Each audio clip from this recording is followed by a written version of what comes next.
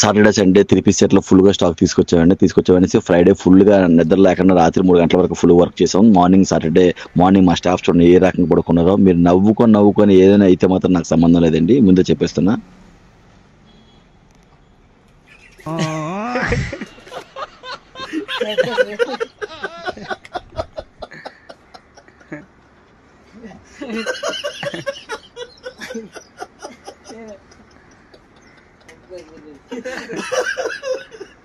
ఒకసారి మా పాలు వచ్చి